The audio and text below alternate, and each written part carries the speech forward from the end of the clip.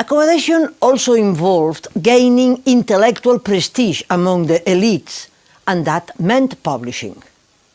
Dinner debates consumed a lot of his time, but he understood clearly that in China status depended on the written word much more than on orality.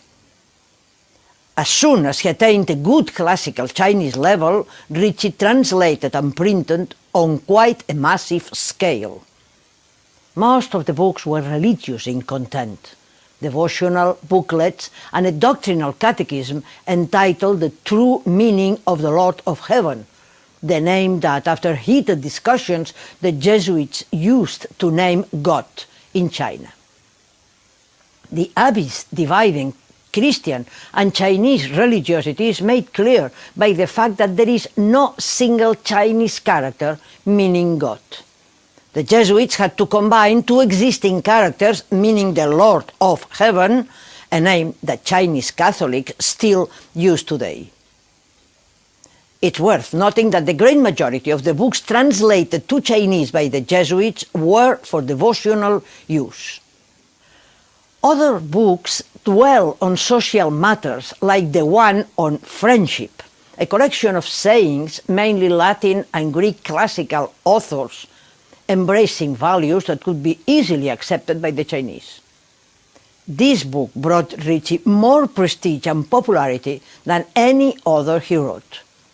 And he also published scientific books, one of them being Euclid's Elements in Chinese, which he translated with the help of his most prestigious convert, Xu Guangqi.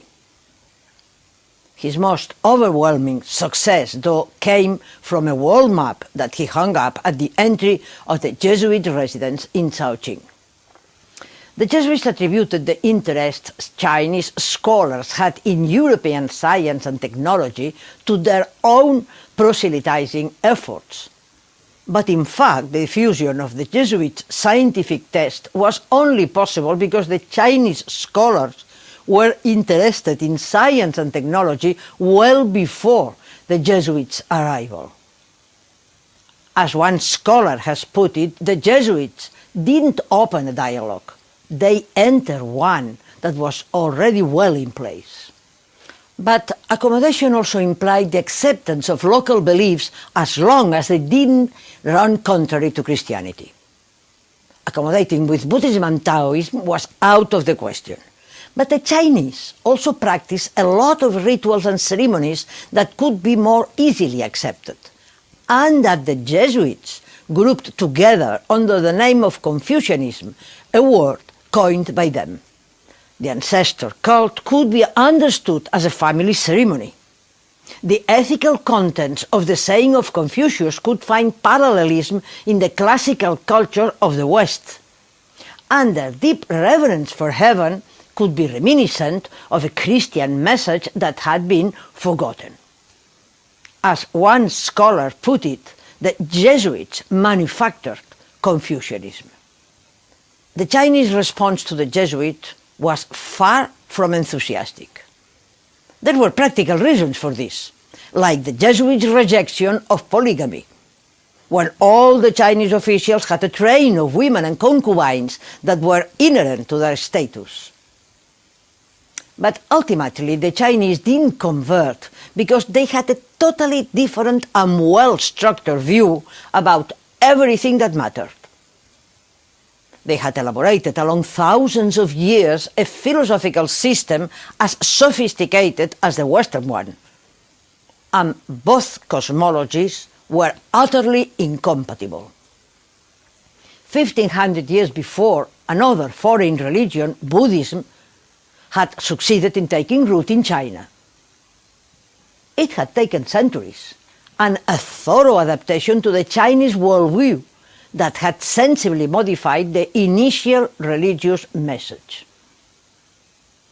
Moreover, Buddhism is a religion without a god, while Christianity comes with an exclusive creator god, a notion totally alien to the Oriental tradition. And the Buddhist aim to suppress suffering is much more attractive than the Christian aim to justify it.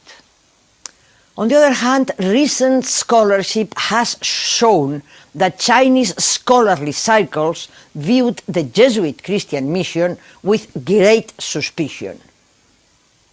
Chinese texts have been translated that, even showing respect and sympathy for Ricci, disdain the Jesuits' insistence on using scientific teachings with hidden second thoughts. One scholar has labeled the Jesuit mission as an enterprise of seduction. In fact, for all their efforts and all the edifying letters that they sent, their imprint never came close to shake the foundation of the Chinese world. But they did contribute to shake the foundations of Europe, when the philosophers made Confucius the patron saint of the Enlightenment, and in his name called for a lay society governed by scholars instead of aristocrats.